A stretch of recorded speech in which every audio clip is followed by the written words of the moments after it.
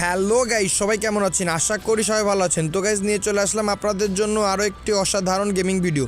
তো guys title এবং thumbnail দেখে অলরেডি বুঝে গেছেন আজকে ভিডিওটি কী সম্পর্কে। তো আজকে ভিডিওটি হচ্ছে গাইস আমাদের হিরোইকে আছে অনেকে উঠতে পারে না, তো এখানে যারা গাইস হিরোইকে উঠতে পারে না তাদের জন্য অসাধারণ কিছু টিপস অ্যান্ড ট্রিক্স নিয়ে আসছি। তো অসাধারণ একটি ভিডিও তো চলেছে, তো যারা যারা হিরোইকে উঠতে পারে না তারা অবশ্যই দেখবেন। তো গাইস চলুন কথা না বাড়িয়ে ভিডিওটি শুরু করা যাক।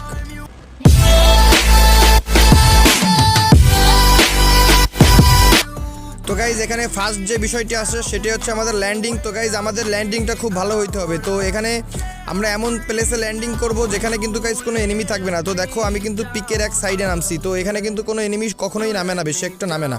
তো আমরা কিন্তু গাইজ এখানে আরামসে লুট করব। তো এখানে আরামসে লুট করে দেখা যাক এখানে আমরা কী পাই। এখানে দেখো P90, আর এই পাশে কী আছে? এই পাশে মাজেল 1, এখানে আর কিছু নাই গাইজ। তো দেখো এখানে P90 কিন্তু আমি একটি মিড রেঞ্জের গান পেয়ে গেলাম। তো এখন গাইজ আমার কিন্তু মোটামুটি একটা শর্ট রেঞ্জ এবং একটি লং রেঞ্জ যাই হোক না কেন একটি গান হইলেই হবে। তো আমরা দেখো এভাবে কিন্তু সামনে যাব। তো এখানে কিন্তু গাইজ তেমন একটা এনিমি নামেও না, আর আমরা কিন্তু উপর থেকে এনিমি দেখতে পারবো এখানে যদি এনিমি আসে।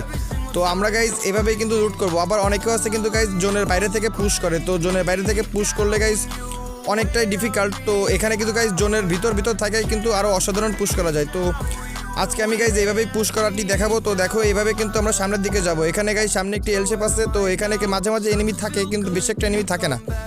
তো এখানে দেখো গাইজ এখানে কিন্তু লুট হয়ে গেছে। তো আমার কাছে দেখো এবার কিন্তু স্পেস পেয়ে গেলাম। গাইজ এনিমি যতই লুট করুক না কেন, এত জায়গা লুট করার পরে কিন্তু কিছু না কিছু রেখে যাবেই। তো এখানে গাইজ আমি P90 এবং স্পাস দুটি হয়েছে। তো দেখো এখানে কিন্তু লুট, এখানে গাইজ একটি 2x স্কোপ আছে। তো এখানে 2x স্কোপটা লাগিয়ে নিলে গাইজ এবার কিন্তু P90তে হালকা পাতলা দূর থেকে একটু ড্যামেজ দিবে। এখানে ভেস্ট 1, আমার কাছে কিন্তু হেলমেটও নাই, আবার কিন্তু গাইজ মেড কিটও নাই। তো মাত্র ইনহেলার আছে একটা।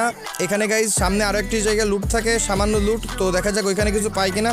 ওইখানের থেকে গাইজ লুট নিয়ে আমরা কিন্তু সরাসরি চলে যাব টাওয়ারে। তো গাইজ টাওয়ার হচ্ছে পুশ করার জন্য বেস্ট প্লেস আমাদের সোলোতে। দেখো এখানে M1014। তো এখানে কিন্তু গাইজ অসাধারণ একটি শর্ট রেঞ্জের গান পেয়ে গেলাম। টাওয়ারের জন্য কিন্তু গাইজ M1014 একটা বেস্ট গান।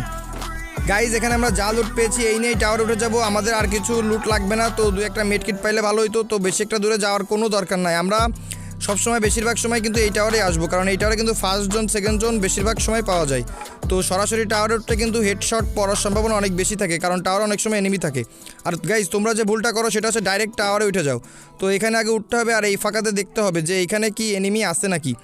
তো দেখো এখানে কিন্তু এনিমি না, আমিও ফাঁকাতে কিন্তু দেখে ফেলছি। তো এবার গাইজ আমার কোনো কিছু করার নাই, আমি জাস্ট এখানে বসে থাকবো, বসে কিন্তু এনিমি কমার অপেক্ষায় থাকবো। গাইজ এখানে যদি আমরা টপ 10-এর ভিতরে আসতে পারি তাহলে কিন্তু আমাদের ভালো একটি প্লাস দিয়ে দিবে, এবং 1000 ড্যামেজ থাকলে। তো গাইজ শেষ পর্যন্ত থাকলে 1000 ড্যামেজ এমনিতেই হয়ে যাবে। তো আমাদের মূল টেন্ডেন্সি থাকবে বুইয়া। গাইজ আমাদের বুইয়াটি করতে হবে। তো গাইজ এখানে দেখো এনিমি কিন্তু এলাইভ আছে মাত্র 26 জন। তো এইভাবে আমাদের সারভাইভ করে করে এনিমি কমার অপেক্ষায় থাকতে হবে। তো গাইজ এখানে দেখো এনিমি কিন্তু আস্তে আস্তে কমতেছে। গাইজ এই দেখো সামনে রেড ডট হচ্ছে। তো যখনই গাইজ সুযোগ পাবো আমরা কিন্তু হালকা পাতলা ড্যামেজ দিয়ে দেবো। তো দেখো এখানে কিন্তু মোটামুটি আমি 100 একটা ড্যামেজ দিয়ে দিছি। তো এভাবে ড্যামেজ দিয়ে কিন্তু আমি ভিতরে চলে আসবো। তো আমি কিন্তু বেশিক্ষণ মারতেই থাকবো না, আমি একটু ড্যামেজ দেবো, একটু ভিতরে ঢুকবো। তো এখানে দেখো আবার বের হয়েছে। তো দেখো এখানে 13-4 করে দিচ্ছে। এখানে যদি একটি ভালো গান থাকতো তাহলে কিন্তু গাইজ আরও অনেক বেশি করে দিত। তো সমস্যা না গাইজ, আমরা মোটামুটি যাই লুট পাবো এই নিয়ে কিন্তু আমরা সরাসরি এই টাওয়ারেই চলে আসবো। তো এখানে দেখো আমি কিন্তু সেকেন্ড জোনও পেয়ে গেলাম। তো এই সেকেন্ড জোন পেয়ে গেলাম। তো গাইজ এখানে কিন্তু এই জোন যদি টান দেওয়া আবার শুরু করে, তো এই জোন শেষ হতে না হতে কিন্তু গাইজ আবার 15 জনের ভিতর চলে আসবে। তো আমরা আবার অপেক্ষা করব। তো গাইজ দেখো কত জায়গায় আমাদের এয়ারড্রপ নিচ্ছে। তো এই এয়ারড্রপ নেওয়ার সময় কিন্তু গাইজ সেকেন্ড জোন শেষ হওয়ার পরপরই আসে। তো এই এয়ারড্রপের সময় কিন্তু গাইজ যারা রাশ খেলে তারা কিন্তু সরাসরি এয়ারড্রপের দিকেই চলে যায়। তো এই এয়ারড্রপ নেওয়ার সময় কিন্তু আরও বেশি করে এনিমি কমে যায়। তো আমরা কোনো কিছু করার দরকার নাই, জাস্ট টাওয়ারে এইভাবে বসে থাকবো। তো দেখো কীভাবে এনিমি মরতাছে, এলিমিনেট হচ্ছে। তো জোনের বাইরে থেকে গাইজ মেড কিট কয়রা ভিতরে আসলেও কিন্তু গাইজ এলিমিনেটেড হওয়ার সম্ভাবনা অনেক বেশি থাকে, কারণ গাইজ যারা জোনের ভিতর থাকে সেফ জোনের ভিতর তারা কিন্তু গাইজ দেখলে ওই গাইজ শিরিং হওয়ার জোন থেকে কিন্তু গাইজ বের হওয়া যায় না সহজে। তো এখানে সবসময় আমরা জোনের ভিতর থাকাই বেস্ট, আমি যেটা মনে করি। আমি এভাবে কিন্তু গাইজ পুশ করি। তো এখানে গাইজ দেখো, তো এখানে দেখো গাইজ আমাদের থার্ড জন কিন্তু একটু সামনেই। তো সেকেন্ড জন ভালোভাবে পেয়ে গেলে থার্ড জনে কিন্তু যাইতে গাইজ কোনো রকম প্রবলেম হয় না। তো আমার কাছে কিন্তু মেড কিট একটাও নাই। তো এখানে গাইজ আমি একটা কিল করলে সব থেকে ভালো হয়, তো তাও সমস্যা নাই। দেখো এখানে নিচে একটা এনিমি চলেও আসছে, তো আমি জাস্ট দেখো গাইজ আমি কিন্তু এইখানে চলে আসবো, আমি কিন্তু ওইখানে বসে থাকবো না। সবসময় এই টাওয়ারে এনিমি আসলে আমাকে এই ফার্স্টে এখানে চলে আসতে হবে। তো দেখো এখানে ভালো একটি লুট পেয়েও গেলাম। এখানে কিন্তু গ্রোজা, তারপরে মোটামুটি 100-র উপরে এয়ারামো, তো ভালোই লুট পেয়ে গেলাম। তো গাইজ এবার কিন্তু আমার মেড কিটও হয়ে গেছে 3টা, আবার এখানে আমার গ্রেনেড হয়ে গেছে 4টা। তো গ্লোয়াল 1-2টা থাকলে সব থেকে ভালো হইতো। তো এখানে দেখো আমি নেক্সট সেফ জোনের ভিতর চলে যাব। তো সামনের টাওয়ারটা কিন্তু নেক্সট সেফ জোন আছে। তো আমি টাওয়ারের দিকে খেয়াল রাখছিলাম, এখানে কিন্তু কোনো এনিমি ওঠে নাই। তো আমাদের কিন্তু চারদিকে খেয়াল রাখতে হবে যে এনিমি কোথায় যাচ্ছে, কোথায় উঠতেছে।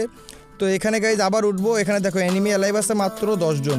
তো এইভাবে কিন্তু গাইজ আমাদের সার্ভাইভ করতে হবে। দেখো এখানে কিন্তু আমি আবার অপেক্ষা করবো, দেখো কীভাবে এনিমি কমতেছে। তো 2টা এনিমি ইতিমধ্যেই কমে গেছে।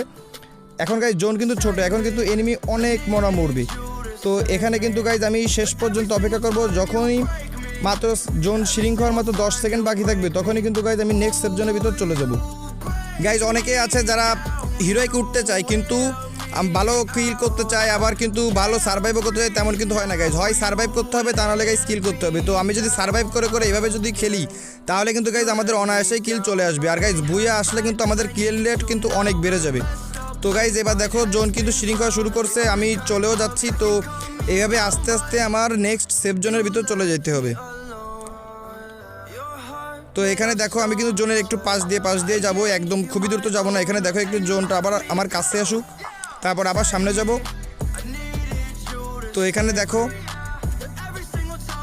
সবসময় কাবার নিয়ে থাকতে হবে গাইজ, কাবার ছাড়া কখনোই থাকা যাবে না। গ্লোয়াল কাছে থাকুক আর না থাকুক, সবসময় আমাদের কিন্তু কাবার থাকতে হবে পাশে। তো এখানে দেখো উপরে এনিমি নাই, নিচেও এনিমি নাই। তো এখানে আমার সামনে পাথর ভালো একটি কাবার আছে। তো আমি এখানে অপেক্ষা করব, এখানে কিন্তু জোন আছে। তো এনিমি অ্যালাইভ আছে মাত্র 4 জন। তো এখানে যদি গাইজ আমি বুয়াটি নিতে পারি তাহলে কিন্তু আমাকে ফুল পয়েন্টই দিবে। তো দেখো এখানে সামনে একটা এনিমি চলে এসছে, ও কিন্তু আমি দেখে নাই। তো দেখো কি করে, ও আমায় দেখে নাই, তো ও এদিকেই আসবে। দেখছো ও কিন্তু নেক্সট সেফ জোনের কাছাকাছি। তো এখানে গাইজ আমরা আস্তে আস্তে যাবো। এবার দাঁড়াও একে হেড দিতে পারি কিনা। এইভাবে কিন্তু গাইজ আমরা পিছন থেকে আরামসে কিল নিতে পারবো। যা হেড মিস হয়ে গেল, তো সমস্যা নেই গাইজ, এর কাছে এরে মারতে পারলে কিন্তু আমাদের লুট হয়ে যাবে। তো ভালো একটি ড্যামেজও আছে, তো দেখা যাক একে কিল করতে পারি কিনা। তো এখানে দেখো গাইজ একে কিল করে ফেললাম। তো চলো ওকে লুট করি। এখন গাইজ আমার 2-1টা গ্লোয়াল হইলেই হয়।